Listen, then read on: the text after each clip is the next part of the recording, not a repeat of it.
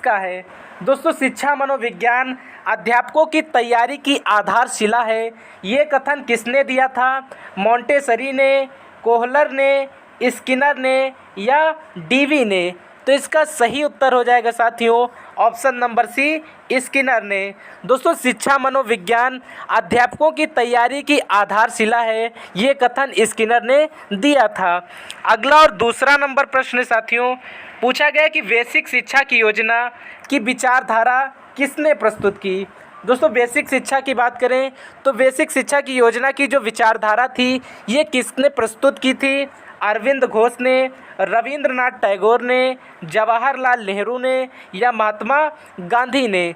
तो इसका सही उत्तर हो जाएगा साथियों option number D, MK Gandhi ने। दोस्तों, महात्मा गांधी ने बेसिक शिक्षा योजना की विचारधारा प्रस्तुत की थी।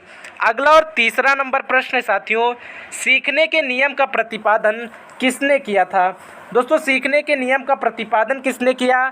स्किनर ने, एबिंगहॉस ने, गेस्टाल्ट ने या थार्नडाइक ने? तो इसका सही उत्तर हो जाएगा साथियों ऑप्शन नंबर डी, थार्नडाइक ने। दोस्तों, थार्नडाइक ने सीखने के नियम का प्रतिपादन किया था। अगला और चौथा नंबर प्रश्न है साथियों, अत्यंत महत्वपूर्ण प्रश्न है। पूछा गया कि PF के प्रयोग किसके मापने में किया जाता है? दोस्तों, PF का प्रयोग किसके मापन में किया जाता है? व्यक्तित्व के, बुद्धि के, शाब्दिक परीक्षण के या अशाब्दिक परीक्षण के? तो इसका सही उत्तर हो जाएगा साथियों ऑप्शन नंबर ए, व्यक्तित्व परीक्षण में। दोस्तों, PF का प्रयोग व्यक्तित्व मापने में किया जाता है। अगला और पांचवा नंबर प्रश्न है साथियों, बच्चों में परिपक्वता किस अवस्था में आती है? दोस्तों, बच्चे किस अवस्था में परिपक्व होते हैं? बाल्यावस्था में, शैशवावस्था में, किशोरावस्था में या प्रौढ़ावस्था में? तो इसका सही उत्तर हो जाएगा साथियों ऑप्शन नंबर सी, किशोरावस्था में।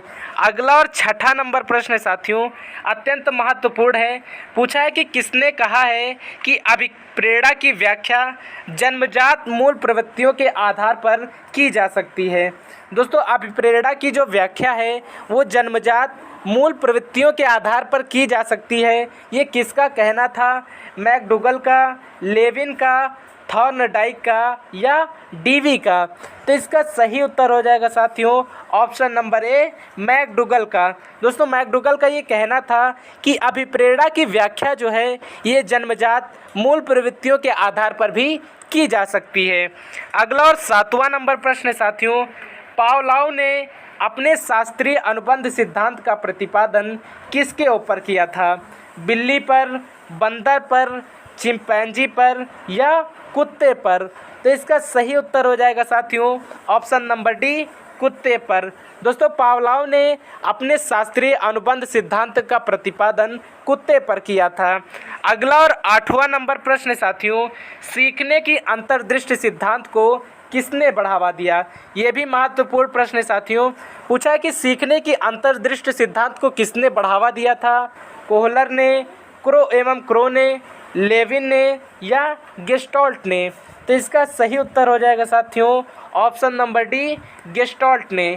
गेस्टाल्ट ने सीखने की अंतर्दृष्टि सिद्धांत का प्रतिपादन किया था। अगला और नौवां नंबर प्रश्न है साथियों, गहन मानसिक मंद बुद्धि के बालक की बुद्धि लब्धि कितनी होती है? 20 से ऊपर, 20 से नीचे, 25 से नीचे या 30 से नीचे? तो देखिए दोस्तों, जो गहन मानसिक मंद बुद्धि के बालक होते हैं इनकी जो बुद्धि लब्धि होती है वो 20 से नीचे होती है। ऑप्शन नंबर 20 का सही उत्तर हो जाएगा 20 से नीचे।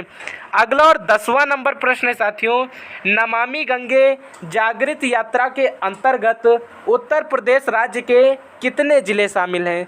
दोस्तों, नमामि गंगे जागृत यात्रा योजना जो शुरू की गई उसके अंतर्गत अगर उत्तर प्रदेश के ज़िलों की बात करें तो 20, 22, 25 या 28? तो इसका सही उत्तर हो जाएगा साथियों option number D, option number B, 22 ज़िले। दोस्तों, नमामि गंगे जागृत यात्रा के अंतर्गत उत्तर प्रदेश राज्य के 22 ज़िले शामिल किए गए हैं। अगला और 11वां नंबर प्रश्न है साथियों, आज़ाद हिंद फौज की 75वीं वर्षगांठ कहाँ मनाई गई? दोस्तों आज़ाद हिंद फौज जिसकी स्थापना नेताजी सुभाष चंद्र बोस ने की थी, पूछा गया है कि इसकी 75वीं वर्षगांठ कहाँ पे मनाई गई थी? लाल किला पे, राष्ट्रपति भवन में, इंडिया गेट पे, या इनमें से किसी पर नहीं। तो इसका सही उत्तर हो जाएगा साथियों option number B, option number A, Lal Qila पे। दोस्तों लाल किले में आज़ाद हिंद फौज की 75वीं वर्षगांठ मनाई गई थी। अगला और 12वां नंबर प्रश्न है साथियों, 105वीं भारतीय विज्ञान कांग्रेस का आयोजन कहाँ किया गया था? दोस्तों 105वीं भारतीय विज्ञान कांग्रेस का आयोजन कहाँ किया गया था? मणिपुर विश्वविद्यालय इम्फाल में, वेंकटेश्वर विश्वविद्यालय में, बरकत उल्ला विश्वविद्यालय में, या दिल्ली विश्वविद्यालय नई दिल्ली में। तो इसका सही उत्तर हो जाएगा साथियों ऑप्शन नंबर ए, मणिपुर विश्वविद्यालय इम्फाल में 105वीं भारतीय विज्ञान कांग्रेस का आयोजन किया गया था। अगला और 13वां नंबर प्रश्न है साथियों, तपेदिक को विश्व स्वास्थ्य संगठन के अनुसार कब तक खत्म करने का लक्ष्य निर्धारित किया गया है? दोस्तों तपेदिक जिसे ट्यूबरकुलोसिस या टीबी के नाम से जाना जाता है, पूछा गया कि तपेदिक को विश्व स्वास्थ्य संगठन WHO के अनुसार कब तक खत्म करने का लक्ष्य निर्धारित किया गया है? वर्ष 2024 तक, 2025 तक, 2030 तक, या 2035 तक। तो इसका सही उत्तर हो जाएगा साथियों ऑप्शन नंबर सी, 2030 तक। अगला और 14 नंबर प्रश्न है साथियों, वर्ष 2018 का नोबेल पुरस्कार किस क्षेत्र में नहीं दिया गया था? दोस्तों अत्यंत महत्वपूर्ण प्रश्न है, पूछा गया कि वर्ष 2018 का नोबेल पुरस्कार किस क्षेत्र में नहीं दिया गया था? अर्थशास्त्र में, शांति के क्षेत्र में, साहित्य के क्षेत्र में, या चिकित्सा के क्षेत्र में। तो इसका सही उत्तर हो जाएगा साथियों ऑप्शन नंबर सी, साहित्य के क्षेत्र में। दोस्तों साहित्य के क्षेत्र में 2018 का नोबेल पुरस्कार वितरित नहीं किया गया था। अगला और 15वां नंबर प्रश्न है साथियों, पंचतंत्र नामक पुस्तक की रचना किसने की? दोस्तों पंचतंत्र जो कि अत्यंत प्रसिद्ध पुस्तक है, पूछा गया कि इसकी रचना किसने की थी? कालिदास ने, तुलसीदास ने, विष्णु शर्मा ने, या नागार्जुन ने। तो इसका सही उत्तर हो जाएगा साथियों option number C, Vishnu Sharma ने। दोस्तों मालविकाग्निमित्रम कालिदास की सबसे प्रसिद्ध रचनाओं में आती है। पंचतंत्र विष्णु शर्मा जी की प्रसिद्ध रचना मानी जाती है। अगला और 16वां नंबर प्रश्न है साथियों, पूछा गया कि ओलंपिक ध्वज पर अंकित 5 छल्ले किसका प्रतीक हैं? दोस्तों जो ओलंपिक का ध्वज होता है उस पर 5 छल्ले अंकित हैं।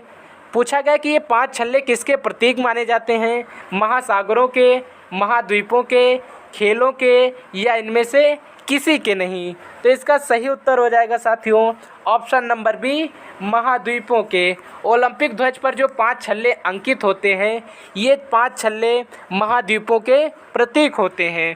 अगला और 17वां नंबर प्रश्न साथियों, पूछा है भारत और विरोधाभास किसकी रचना है? दोस्तों भारत और विरोधाभास ये किसकी प्रसिद्ध रचना है? रामचंद्र गुहा की, सबा नकवी की, सलियान खुर्शीद की, या डॉक्टर अमर्त्य सेन की। तो भारत और विरोधाभास डॉक्टर अमर्त्य सेन की एक प्रसिद्ध रचना है। ऑप्शन नंबर डी इसका सही उत्तर हो जाएगा अमर्त्य सेन। अगला और 18वां नंबर प्रश्न साथियों, महान जैन विद्वान हेमचंद्र किसकी सभा में थे? समुद्रगुप्त की, कुषाण की, जयसिंह सिद्धराज की, या गोविंद तृतीय की। तो इसका सही उत्तर हो जाएगा साथियों option number C, Jaysingh Siddhraj की। दोस्तों महान जैन विद्वान जो थे हेमचंद्र ये जयसिंह सिद्धराज की सभा में उपस्थित रहते थे। अगला और 19वां नंबर प्रश्न साथियों, नरोरा आणविक संयंत्र कहाँ अवस्थित है? दोस्तों नरोरा आणविक संयंत्र की बात करें, पूछा गया नरोरा आणविक संयंत्र जो है ये कहाँ पर अवस्थित है? बुलंदशहर में, आगरा में, प्रतापगढ़ में, या कानपुर में। तो इसका सही उत्तर हो जाएगा साथियों ऑप्शन नंबर ए, बुलंदशहर में। नरोरा आणविक संयंत्र केंद्र बुलंदशहर में अवस्थित है। आज की क्लास का अंतिम प्रश्न है साथियों, पूछा गया कि राष्ट्रीय दलहन संस्थान कहाँ अवस्थित है? दोस्तों राष्ट्रीय दलहन संस्थान की अगर बात करें तो कानपुर में, आगरा में, नवाबों के शहर लखनऊ में या मुंबई में। तो इसका सही उत्तर हो जाएगा साथियों, उत्तर प्रदेश की औद्योगिक नगरी कानपुर में राष्ट्रीय दलहन संस्थान स्थित है। आज के इस वीडियो में फ़िलहाल दोस्तों इतना ही। कल फिर से मिलेंगे एक नए प्रैक्टिस सेट के साथ। तब तक के लिए जय हिंद, जय भारत साथियों।